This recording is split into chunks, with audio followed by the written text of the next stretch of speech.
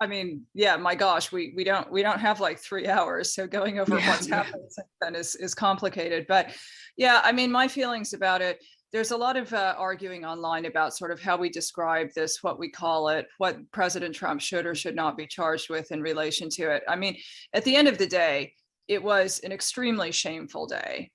It was awful to watch. I remember it distinctly because there's a diner here in Connecticut that my son and I tend to go to for him to do his homework.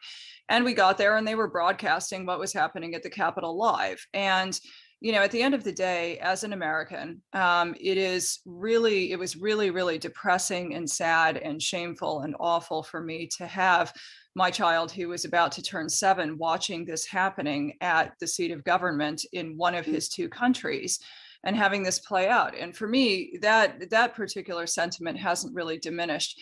At the end of the day, I think obviously a lot of people have been held accountable for this. We can call it whatever we want to, but given the number of convictions, given the charges, I mean, clearly there was a huge amount of violence. There were people there who wanted to actually murder the Vice President of the United States.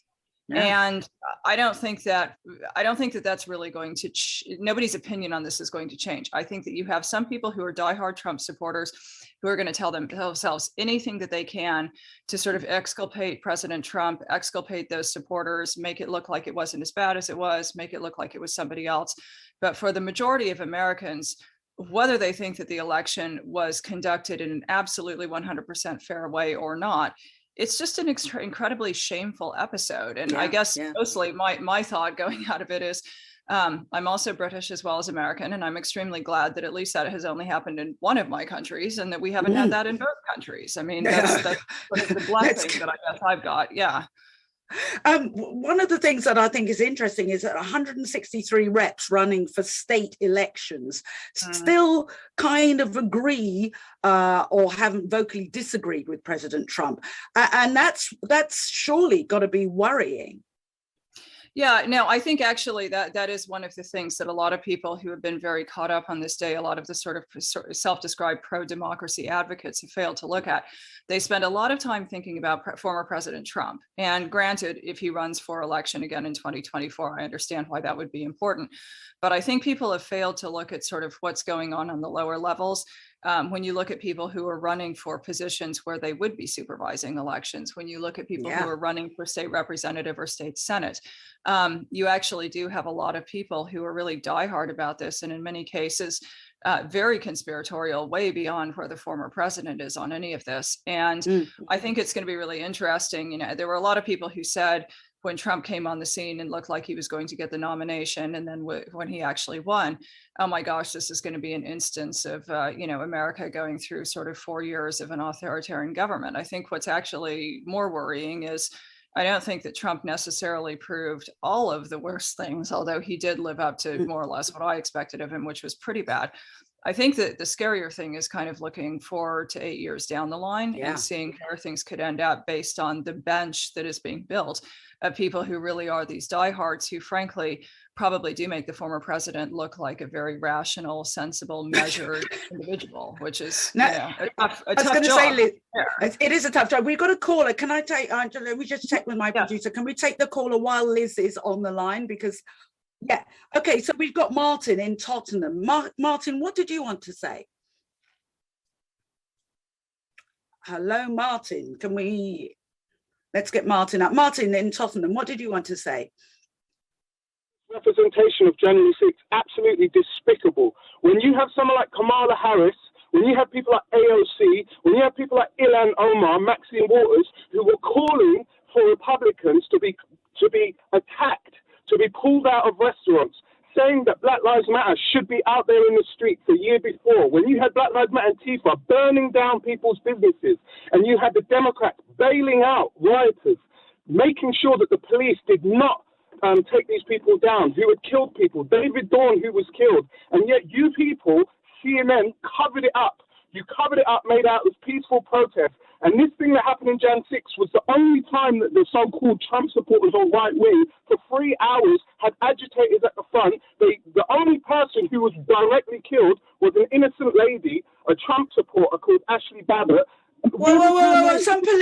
Hang on, the police were attacked. And as I said, 140 law enforcement. Are you saying that it wasn't violent?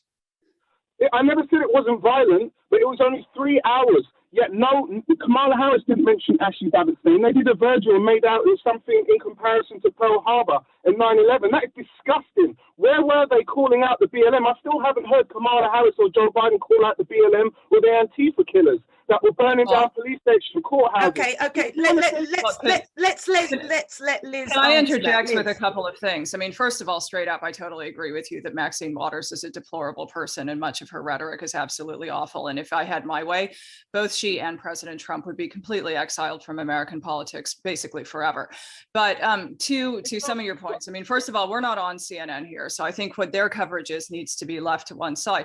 But also, if you're talking about Joe Biden condemning things, actually during the campaign, Joe Biden did condemn rioting that occurred surrounding the BLM protests. He actually did do that. So, you know, it didn't get a lot of media attention. You may not have heard about it, but it did in fact happen. And I think that's important. I also would like to say, as somebody who has been targeted for violence, very, very brutal violence by Trump supporters, yes, this was a 3-hour instance. And I'm not a big fan of comparing this to 9/11, to World War II, to Pearl Harbor, to the Civil War, just as I'm not a fan of comparing the Holocaust to what happened in Bosnia, to what happened in Rwanda, to what happens with regard to, you know, the Rohingya minority when you're looking at Myanmar. But I also will tell you that as somebody who spoke out against former President Trump when he was a candidate in 2015 and 2016, I was threatened with beheading. My child was threatened with beheading. My husband was threatened with beheading.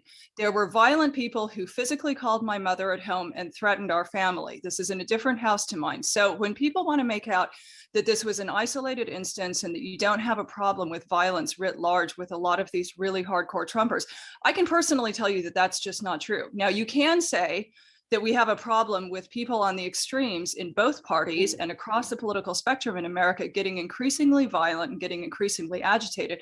And I would agree with you there. But I think what's important is to hold all of those people accountable. And what's going on with January 6th right now, I think that's actually part of that process. Yeah, thank you. I've had death threats before. That doesn't make you special. If you're in the public, if you're in the I'm not saying it does make me that's actually my point, is that it doesn't make you special. My point is that it's become extraordinarily normal in America. And that's what's really bad and awful about it. And that I think that there's a lot that needs to go on in our political culture to rein that in. Whoa. Martin, hang on. One of the things we're talking about is aggression and violence. And one reason that comes about is from people not hearing other people. They're so focused on their own anger for their own issues that they don't actually hear what the other person's saying. So what Liz is saying is, and Liz is someone who has been a spokesperson for the Republican Party, so it's not them and us.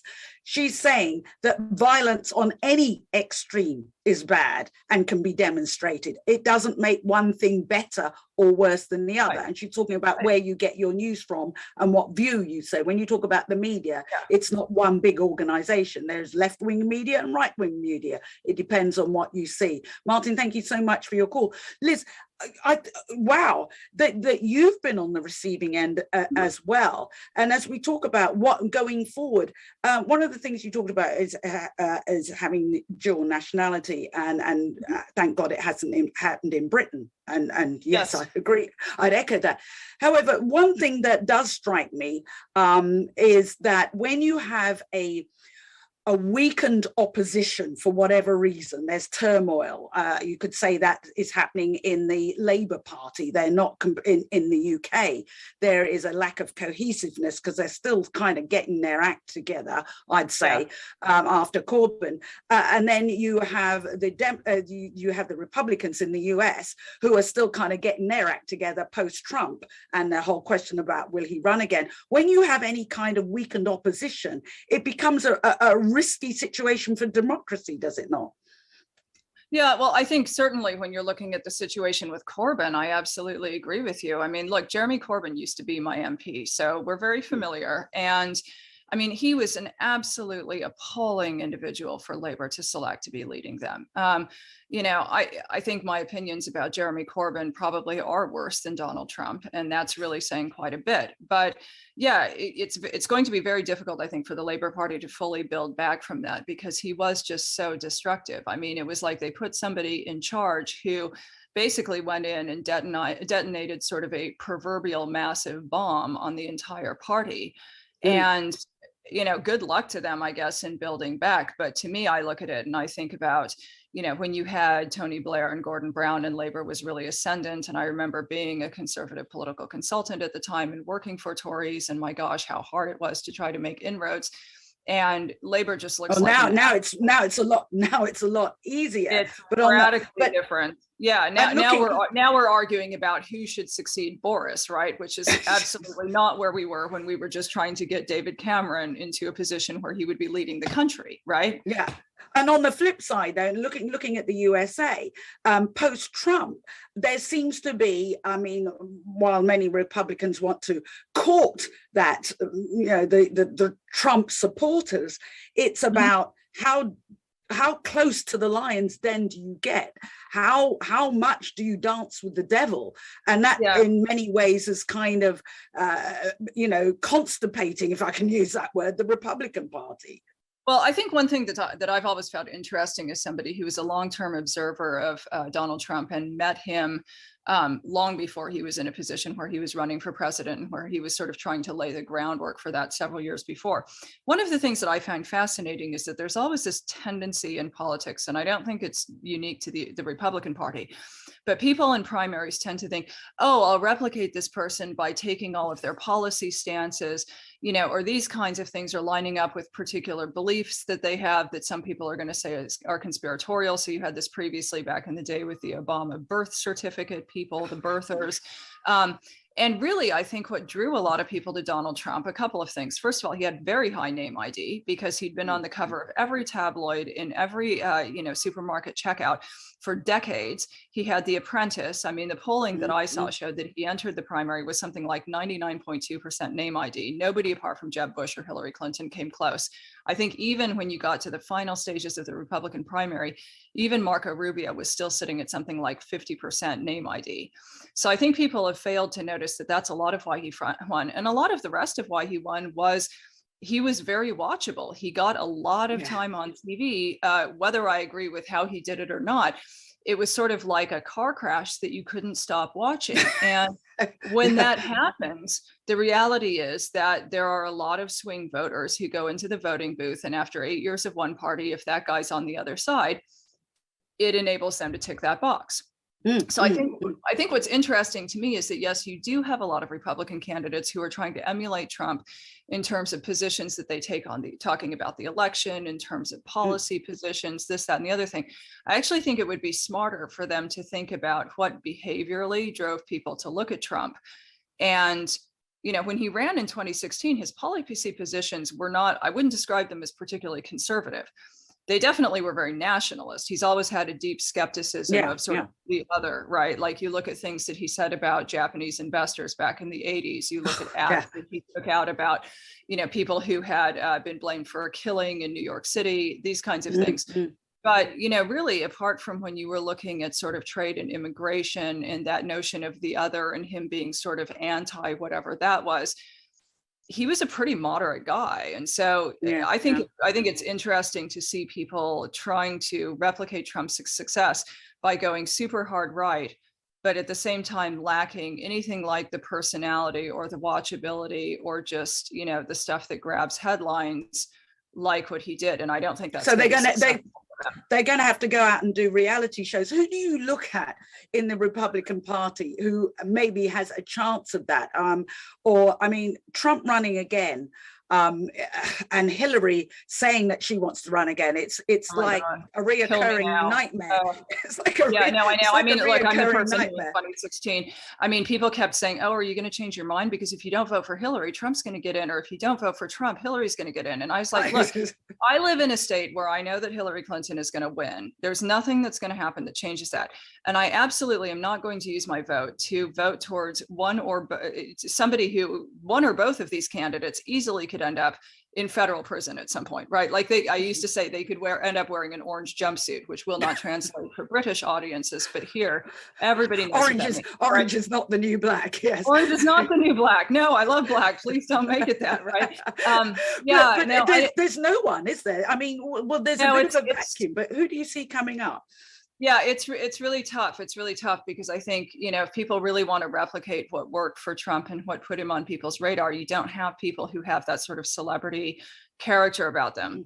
We have Dr. Oz, who's going to run for Senate in Pennsylvania, but I don't think I haven't checked this, so please don't accuse me of being a birther if I'm just plain wrong about this, but I think he might not have been born in the US, so that would be an issue, even if he wins the seat. I don't know. I mean, right now, if I had to bet, I would say that in 2024, either we're just going to do Trump and Biden again, in which case America can choose between two senile geriatric guys, neither of whom has a particularly great grasp on reality and is not capable of the government. Where are the young people? Where is the youth? Well, I know. I feel like almost we should be looking at passing a constitutional amendment that nobody over the age of 70 is ever allowed to run for president again at any point. Yeah. But I think, the other possibility is maybe we end up with Pete Buttigieg versus Ron DeSantis, in which case we have two guys who are kind of boring. One of them likes to do very technical press conferences where he likes to talk about a lot of data that he's seeing in Florida related to COVID. We have another one who used to work for McKinsey. I mean, they will bore us to tears. Maybe they'll be more competent at running the government, but they will bore us to tears in the process. So I really don't know what the answer is. I mean, I guess Democrats could try to get Oprah Winfrey to run. They could try to do that. Michelle Obama would be the dream. Well, I think that's a lot of the reason. I think that's a lot of the reason people express interest in Michelle Obama, right? Because she sort of was in a position where she was propelled as a star.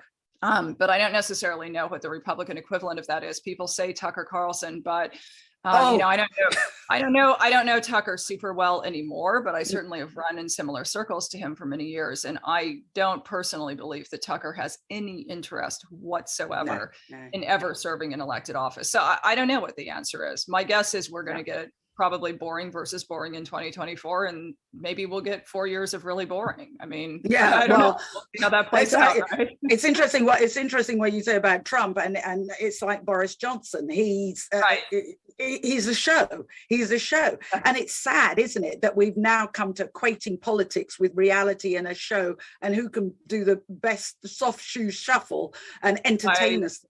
I agree. And actually do what they need to do.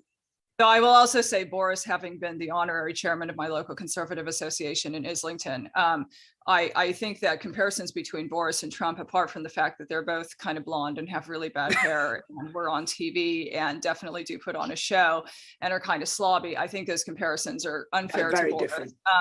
I also would say that while I did watch The Apprentice, for my money, I would way rather go back and watch reruns of Boris doing Have I Got News for You than I would ever have to apprentice. So, when people rag on Boris, that's where I end up coming down on. Liz, thank you so much. It's been so good talking to you, and I'm sure we'll be back because there's so much happening politically. Thank you so much for your time.